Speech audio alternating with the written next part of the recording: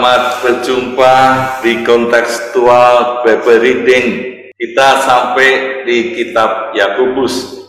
Ya, kita akan baca Yakobus pasal 1 ayat 1 sampai dengan 27. Salam dari Yakobus, hamba Allah dan Tuhan Yesus Kristus kepada ke-12 suku di perantauan. Saudara-saudaraku, anggaplah sebagai suatu kebahagiaan apabila kamu jatuh ke dalam berbagai-bagai pencobaan. Sebab kamu tahu bahwa ujian terhadap imanmu itu menghasilkan ketekunan. Dan biarkanlah ketekunan itu memperoleh buah yang matang, supaya kamu menjadi sempurna dan utuh dan tidak kekurangan suatu apapun. Tetapi apabila di antara kamu ada yang kekurangan hikmat, hendaklah ia memintakannya kepada Allah, yang memberikan kepada semua orang dengan murah hati dan dengan tidak membangkit-bangkit, maka hal itu akan diberikan kepadanya. Hendaklah ia memintanya dalam iman dan sama sekali jangan bimbang, sebab orang yang bimbang sama dengan gelombang laut yang diombang-ambingkan kian kemari oleh angin.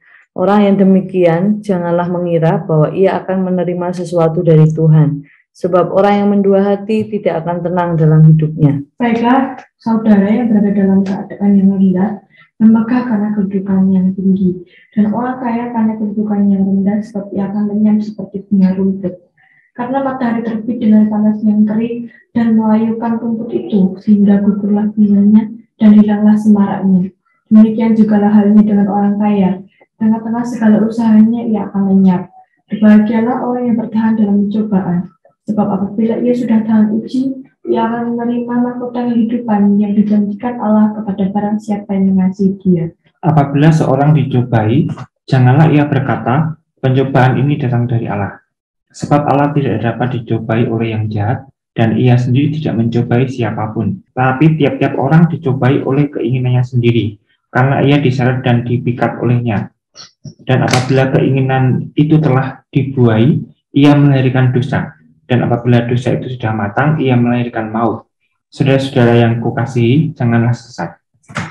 Setiap pemberian yang baik dan setiap anugerah yang sempurna datangnya dari atas, diturunkan dari Bapa segala terang, padanya tidak ada perubahan atau bayangan karena pertukaran.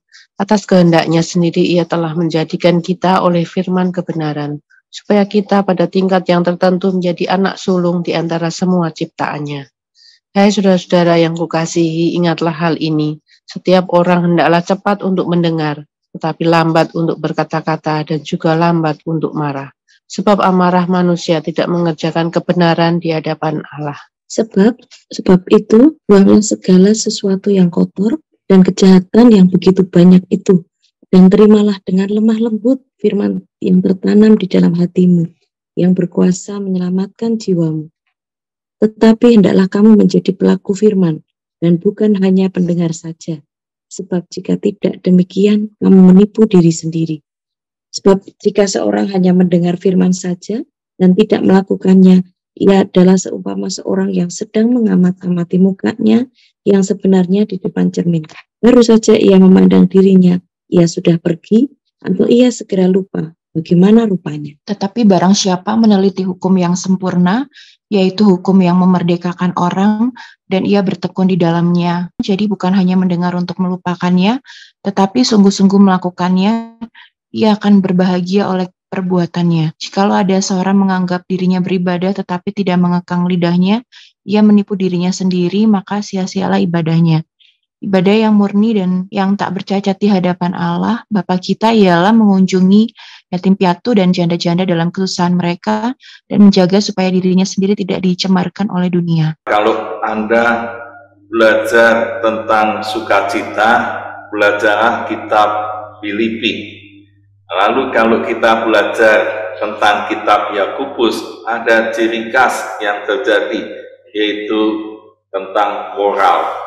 Jadi kalau kita belajar tentang etika, moral, kita bisa dapat kekayaan dari kitab Yakobus. Karena kitab Yakobus pernah menjadi kontroversial, masukkan di kanon atau tidak. Salah satunya Martin Luther, dia pikir ini Yakobus sudah tidak sesuai dengan doktrinnya, karena orang benar akan hidup oleh iman. Sedangkan di Yakobus banyak penekanannya, iman tanpa perbuatan adalah mati. Jadi Yakobus menekankan stressingnya, yaitu menjadikan firman itu ditaati, menjadi pelaku firman. Ini yang di pasal 1 ayat 22, jangan hanya menjadi pendengar, tetapi jadilah pelaku, bukan pendengar saja. Kalau jika demikian, kamu menipu diri sendiri, tapi hendaklah menjadi pelaku firman. Kalau pelaku firman, ya bagaimana kita bisa melihat iman kita kalau tidak ditujukan dengan perbuatannya.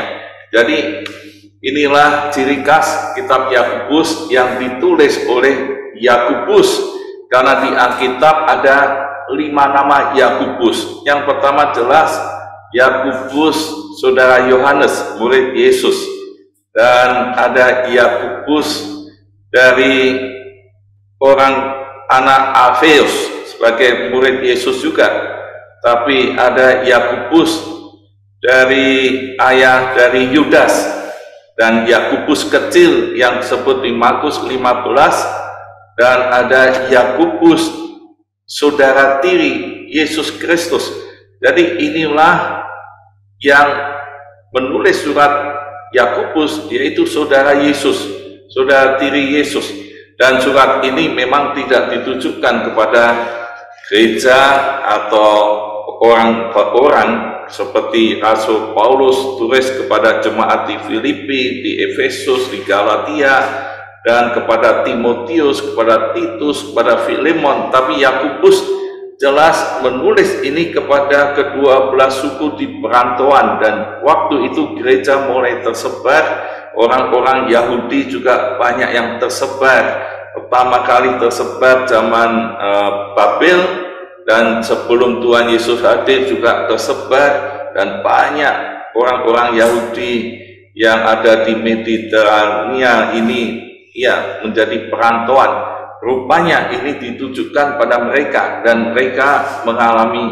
pencobaan. Dan kita bisa melihat sekarang di pasal 1 ayat 2 itu jelas nasihatnya, saudara-saudaraku, anggaplah sebagai suatu kebahagiaan apabila kamu jatuh dalam berbagai macam pencobaan. Ya, ini nasihatnya. Dia perlu ada perspektif yang positif. Anggap suatu kebahagiaan. Dan di ayat yang ke-12 kembali lagi, berbahagialah orang yang bertahan dalam pencobaan. Sebab apabila ia sudah tahan uji, ia akan menerima mahkota kehidupan yang dijanjikan Allah. Di sini terlihat kalau pencobaan itu terus dialami dan dia bertahan, maka itulah kebahagiaan. Ada kebahagiaan yang secara praktis dinasihatkan oleh Yakobus. Karena seringkali kebahagiaan itu diukur dengan materi. Dia dapat mobil, dapat rumah, dapat uang, itu bahagia. Tapi ada orang yang bahagia diukur dengan popularitas. Namanya terkenal, jadi juara kelas, juara olimpiade, dan juara hebat. Semua menjadi orang itu bahagia. Tapi ini Yakobus mengungkapkan satu paradok di dalam pencobaan, justru anggap itu satu kebahagiaan. Kenapa? Kita akan bisa melihat nanti, tapi dia kembali di ayat yang ke-25, dia tekankan lagi, siapa meneliti hukum yang sempurna, yaitu hukum yang memerdekakan orang, ia bertekun di dalamnya. Jadi bukan hanya mendengar untuk melupakannya, tapi sungguh-sungguh melakukan. Dia melakukan firman itu. Dikatakan di ayat 25 bagian B, ia akan berbahagia oleh perbuatannya. Jadi kembali rahasia kebahagiaan, yaitu dia kalau menghadapi suatu pencobaan yang dari luar, dia bertekun, itu bahagia. Tapi sekarang kita melihat yang internal, apa kunci rahasia kebahagiaan? Yakobus katakan, kalau kamu melakukan firman itu dengan sungguh-sungguh, melakukan firman itu dengan sungguh-sungguh, kamu akan bahagia karena perbuatannya yang sesuai dengan kehendak Tuhan. Ini rahasia etika orang Kristen, moral orang Kristen. Bahagia ditentukan dia taat pada firman Tuhan, melakukan firman Tuhan, atau tidak melakukan firman Tuhan. Dari tahun mendatang ini, biarlah kita menjadi tahun kebahagiaan. Ya, kita bersama dengan Tuhan Yesus ada rahasia yang terus beriman dengan perbuatan yang nyata. Di dalam menghadapi pencobaan ini yang dari luar, ya saudara bisa melihat apa beda pencobaan dengan ujian. Tetapi yang dari Allah bukan mencobai, tapi ada ujian terhadap imanmu, akan menghasilkan ketekunan, dan ketekunan itu membuat buah yang matang dan akan menjadi sempurna dan utuh. Dan nasihat Yakobus jelas, kebahagiaan menjadi milik orang percaya, tapi juga secara moral, perbuatan yang praktis menuju pada kesempurnaan. Hidup orang yang percaya pada Yesus harus sempurna, seperti di Matius pasal 5 ayat 48. Tuhan Yesus sudah katakan orang percaya ya harusnya sempurna seperti Bapakmu yang di surga adalah sempurna. Hidup dalam etika, hidup dalam moral, semuanya hidup yang utuh, yang sempurna, tanpa cacat, tanpa celah. Dan ini yang dikehendaki oleh Tuhan. Jangan sampai ya di waktu-waktu mendatang ini kita hidup yang tercela, suka bohong, suka tidak disiplin, suka melanggar aturan, suka mencemooh, dan kita bisa melihat kata-kata itu ya bahaya.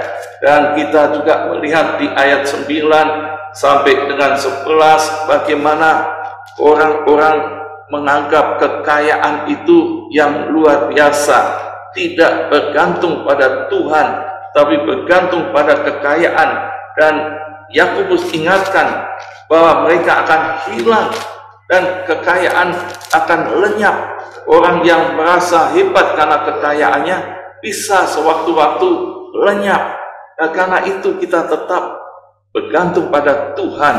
Dan terus kalau ada pencobaan jelas itu bukan dari Allah, tapi ditegaskan karena keinginan kamu yang dipikat oleh keinginannya, dan karena ya keinginan yang membuat dosa.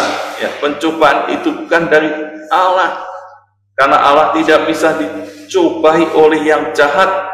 Ya, itu dicobai oleh keinginannya sendiri, karena ia terseret dan terpikat olehnya. Dan kalau dia dibuai, ia melahirkan dosa. Dosa kalau matang melahirkan maut. Jadi saudara lihat nasihat Yakobus supaya berhati-hati di dalam ya mengelola keinginan pribadi yang membuat itu jahat. Ya, maka Yakobus selalu ingatkan kembali, biarlah kita semua nantinya menjadi anak sulung di antara semua ciptaan, hidup di dalam kebenaran, melakukan firman Tuhan, dan secara praktis terus-menerus kita taati firman Tuhan. Dengan demikian kita akan bahagia dan sempurna. Kalau di dalam sikap itu ya ada yang kurang, maka Yakobus tegaskan, mintalah hikmat. Ya, hikmat ini hendaklah minta hikmat dengan iman dan jangan bimbang, karena Allah sungguh mengasihi dan memberi dengan murah hati orang-orang yang minta hikmat. Maka setiap menghadapi hal-hal yang terjadi, ya kita alami pencobaan atau ujian yang dari Allah, seringkali kita tidak tahu apa ini cobaan atau ini ujian. Minta hikmat. Jadi ya di dalam moral ya, kita bisa melihat kalau satu saat ada orang dapat cek yang ada di depan rumah, cek itu sebesar 1 miliar, ya saudara akan berpikir ini berkat Tuhan atau ini pencobaan, ini ujian atau ini pencobaan. Apa yang harus kita ambil, keputusan apa di dalam keputusan etis yang perlu kita ambil? Maka Yakobus kembali mengingatkan selalu menjadi pelaku firman Tuhan. Yang kedua, kalau itu kesulitan pergumulan yang belum tahu, minta hikmat Tuhan dengan iman dan dia akan melakukan yang benar, dan di situ itulah kebahagiaan. Jadi amanat teksnya jelas, Allah menghendaki orang percaya itu sempurna, ya, melalui keadaan yang terjadi, sikap hidup, hikmat, dan menjadi pelaku firman. Kita akan melihat apakah yang saya lakukan selama ini sesuai dengan firman Tuhan Yakobus 1 ini. Aplikasinya, bagaimana perspektif dan iman saya menghadapi cobaan atau ujian ini? Apakah saya sudah memiliki hikmat? Sudahkah saya menjadi pelaku firman dan sempurna dalam Kristus? Amin. Tuhan Yesus memberkati. Mari kita responi firman Tuhan, kita terus bersyukur di awal tahun 2023 ini. Kita akan pujikan pujian dan syukurku, karena hanya itu yang menjadi perkenan Tuhan dalam hidup kita untuk menghadapi hari-hari ke depan. Pujian dan syukurku